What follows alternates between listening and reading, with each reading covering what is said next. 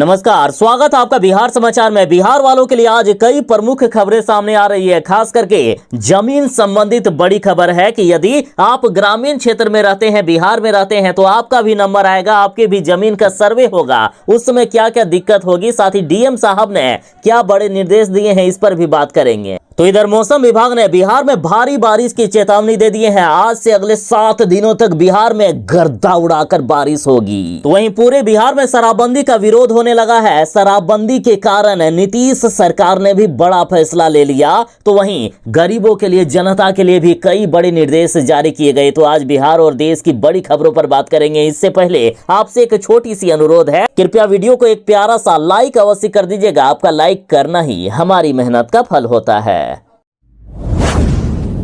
बिहार में जमीन का सर्वे हो रहा है। ऐसे में कई लोगों को जमीन से, अपने ही जमीन से हाथ धोना पड़ सकता है। वैसे तो सरकार बिहार में जमीन सर्वे इसलिए करा रही है ताकि जमीन मालिकों को उनका सही में मालिकाना हक मिल जाए, बाद में उनसे कोई भी उनकी जमीन नहीं छीन सके।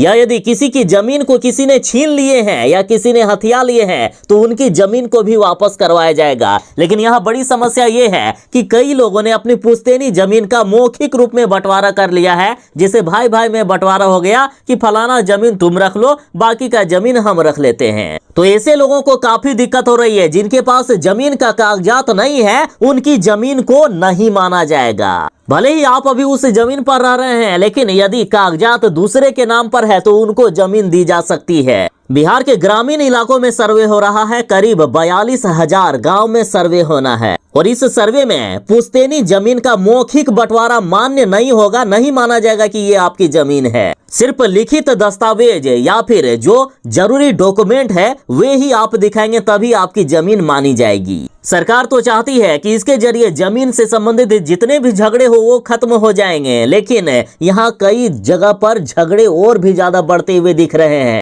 कई लोगों के पास पुश्तैनी जमीन है जिसका बंटवारा सिर्फ मौखिक तौर पर या घरेलू बंटवारे से हुआ है, उनके पास कोई कागज नहीं है। तो ऐसे लोगों को सर्वे में दिक्कत होगी, सरकार उनकी जमीन नहीं मानेगी। और जिनका मौखिक बंटवारा हुआ है तो सर्वे से पहले यदि सभी भाई, जितने भाई हैं या बहन हैं, सभी का हस्ताक्षर वाला दस्तावेज यदि आ जाए, और यदि किसी भाई या बहन की मृत्यु हो गई है तो उनके सभी बच्चों का हस्ताक्षर वाला दस्तावेज आ जाए, तभी मौखिक रूप से जो बंटवारा हुआ है वो मान्य होगा। बिहार वालों के लिए मौसम विभाग ने सख्त चेतावनी दे दी है कि पूरे बिहार में अब तक के सारे रिकॉर्ड तोड़ देने वाली बारिश होने वाली है। भयंकर बारिश का मौसम विभाग ने चेतावनी देते हुए कहा कि बिहार में 7 दिनों तक जमकर होगी बारिश। साथ ही बिहार के लगभग सभी जिलों में वज्रपात को लेकर चेतावनी दे दिए हैं। साथ ही मौसम विभाग ने कहा है कि आज से लेकर अगले 7 दिनों तक बिहार के 1-2 नहीं बल्कि सभी 38 जिलों में गरज चमक के साथ झुमकर होगी बारिश। गदर मचाएगा बिहार में इस बार मानसून। और किस जिले में किस स्तर तक बारिश होने वाली है, इसकी भी पूरी लिस्ट जारी कर दी गई है। देखिए, मौसम विभाग के अनुसार बक्सर, भोजपुर, रोहतास, भभुआ, औरंगाबाद और अरवल के अधिकांश स्थानों पर बारिश के आसार हैं। वहीं पश्चिमी चंपारण, पूर्वी चंपारण, सिवान, सारण, गोपालगंज, पटना, गया, नालंदा, शेखपुरा, नवादा, बेगूसराय, लखीसराय और जहानाबाद के अनेक इलाकों में बारिश की संभावना जताई गई है। और इधर पूर्वी बिहार, भागलपुर, बांका, मुंगेर, खगड़िया, जमुई में झमाझम बारिश होने वाली है। वहीं सीतामढ़ी, मधुबनी, मुजफ्फरपुर, दरभंगा, वैशाली, शिवहर, समस्तीपुर, पूर्णिया, अररिया, किशनगंज, कटिहार, सहरसा, मधेपुरा और सुपौल जिले के कई स्थानों पर बारिश के आसार जताए गए।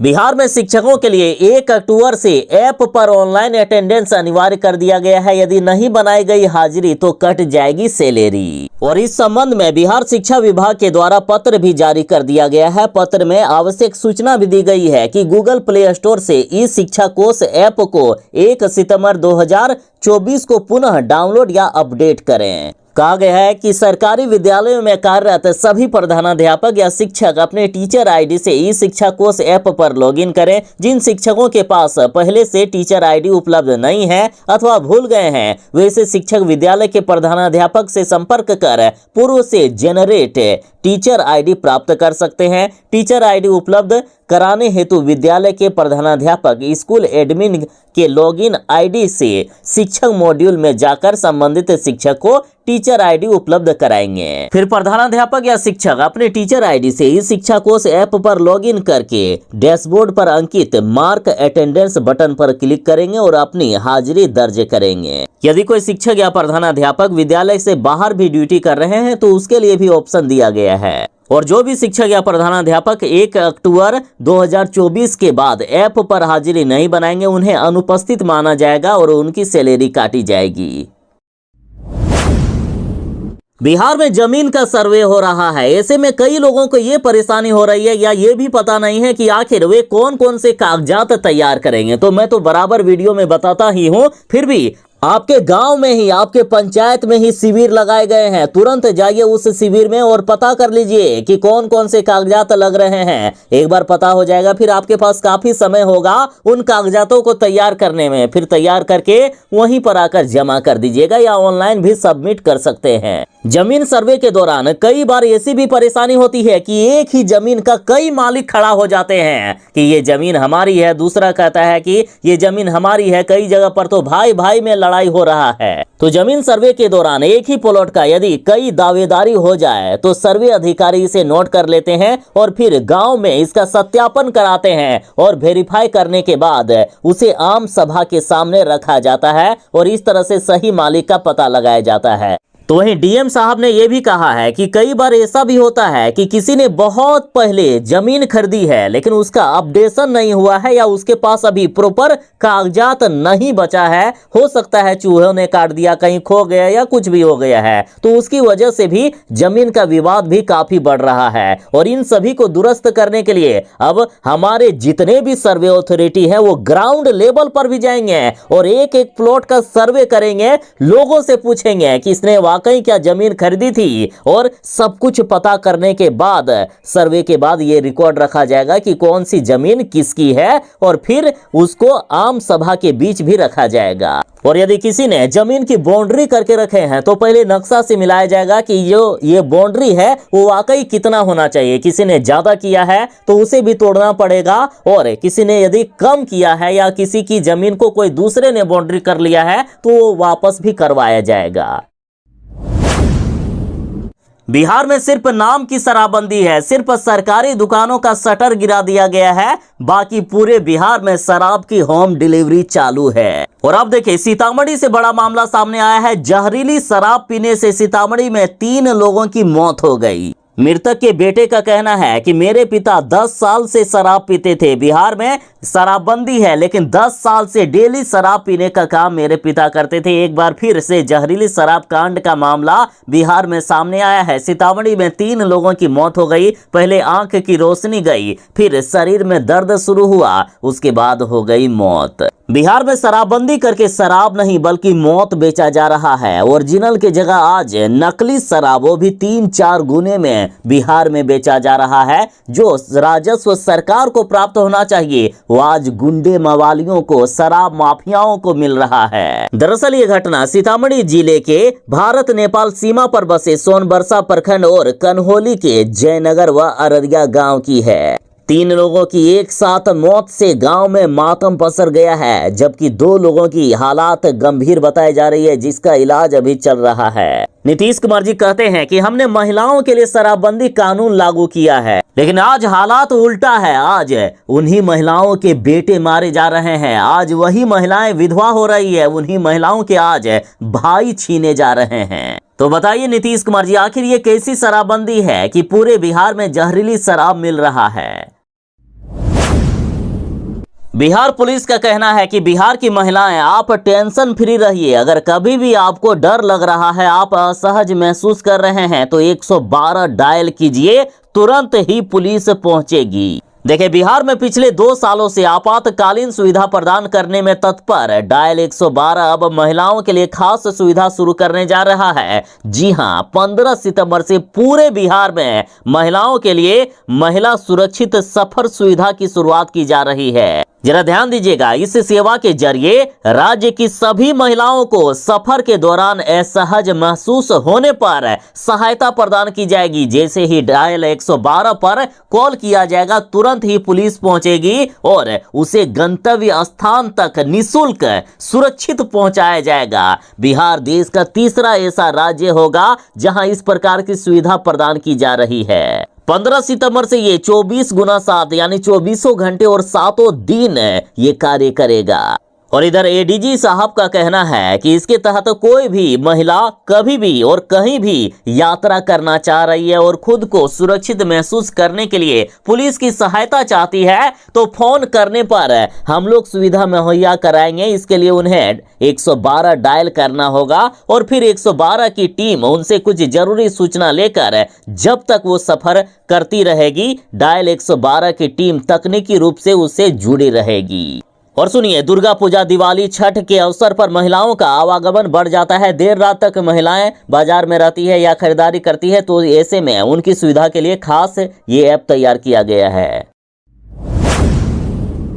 कहते हैं कि कलयुग में पापियों का नाश करने के लिए भगवान खुद अवतार लेंगे, तो अभी बिहार में अवतार हो चुका है। कलयुग के कृष्ण का अवतार हो चुका है और ये कहना है आरजेडी विधायक का। दरअसल आरजेडी विधायक की भक्ति देखिए, इन्होंने तेजस्वी यादव को बता दिया कलयुग का कृष्ण। आरजेडी विधायक बोले कि जैसे भगवान ने पापियों का नाश किया था, वैसे ही बिहार का मुख्यमंत्री बनने के बाद तेजस्वी यादव भी करेंगे।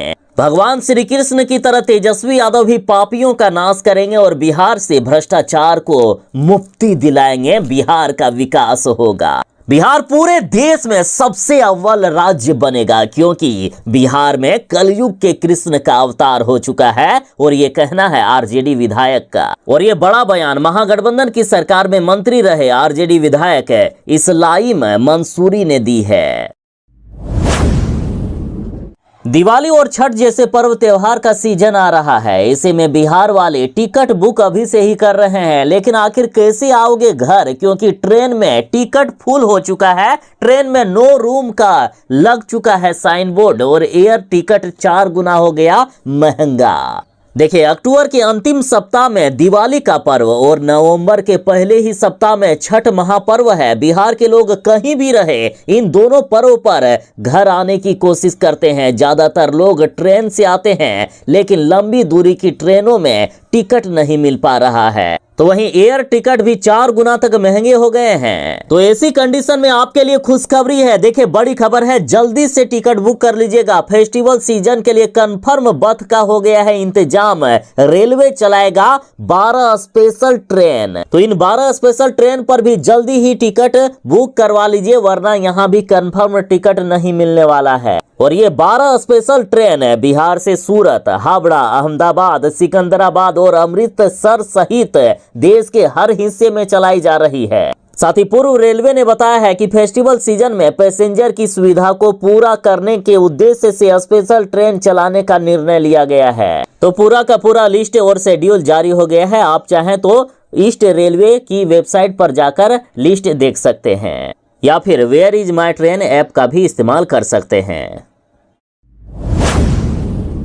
बाल हृदय योजना के तहत बिहार सरकार बिहार के 20 बच्चों के दिल के छेद का फ्री में ऑपरेशन करवा रही है और इसके लिए इन बच्चों को अहमदाबाद लाया गया है। देखिए, बड़ी खबर है कि बिहार सरकार बाल हृदय योजना के तहत जिन बच्चों के दिल में छेद है उसका मुफ्त यानी फ्री में इलाज करवाती है। सबसे पहले इनकी जांच पटना के IGIMS में होती है और इस बार स्वास्थ्य विभाग ने 20 बच्चों के ऑपरेशन करवाना तय किया है और इसके लिए उन्हें अहमदाबाद ले जाया गया है। स्वास्थ्य मंत्री मंगल पांडे भी इन बच्चों के साथ खुद अहमदाबाद गए हैं और तस्वीरें भी सामने आई है। देखिए, स्वास्थ्य मंत्री भी नजर आ रहे हैं और जिन बच्चों का इलाज होना है ये बच्चे भी साथ गए हैं। बता दें कि बाल हृदय योजना के तहत बिहार सरकार 18 साल से कम उम्र के बच्चों को जन्मजात हो या अधिग्रहित हृदय रोग इनके उपचार की सुविधा फ्री में मुहैया करवाती है। इस योजना के तहत आर्थिक रूप से कमजोर परिवार के बच्चों का फ्री में इलाज कराया जाता है। इस योजना के अंतर्गत बच्चों के हृदय की जांच, सर्जरी और बाद में जो देखभाल का खर्चा आएगा वो सारे खर्चे बिहार सरकार ही उठाती है। और अभी तक 1501 बच्चों का इस योजना के तहत इलाज हो चुका है। इस बार 20 बच्चों के साथ बिहार सरकार खुद सत्य साई अस्पताल अहमदाबाद गए हैं। अब ये लीजिए, प्रशांत किशोर की चुनाव से पहले ही खाली हो गई जेब, अब बिहार के हर शख्स से मांगेंगे 100 रुपए। देखिए, विधानसभा चुनाव 2025 से पहले प्रशांत किशोर बिहार के लगभग सभी जिलों में यात्रा किए और अभी जन सुराज पार्टी ट्रेंडिंग पर है बिहार में। कई दलों के नेता अपने पार्टी को छोड़कर जन सुराज पार्टी में शामिल हो रहे हैं। हालांकि चुनाव से पहले प्रशांत किशोर के सामने पैसे की समस्या खड़ी हो गई है, लिहाजा उन्होंने बिहार के लोगों से आर्थिक सहायता मांगी है। इसके लिए वह कैंपेन भी चलाएंगे और 2 अक्टूबर को राजनीतिक दल के सार्वजनिक ऐलान के साथ ही इसकी शुरुआत हो जाएगी। वो बिहार के प्रत्येक जनता से 100 रुपए की मांग कर रहे हैं। प्रशांत किशोर जी ने खुद कहा है कि हम लोग बिहार के 2 करोड़ लोगों के बीच जाएंगे और उनसे कम 100 रुपए की मदद मांगेंगे। 2 अक्टूबर से इस कैंपेन की शुरुआत होगी। प्रशांत किशोर जी ने कहा कि बिहार की जनसंख्या 13 करोड़ से भी अधिक है, लेकिन अगर हम सिर्फ 2 करोड़ लोगों के पास भी 100 रुपए की मदद मांगे और वे दे दे तो 200 करोड़ रुपए का पार्टी फंड जमा हो जाएगा।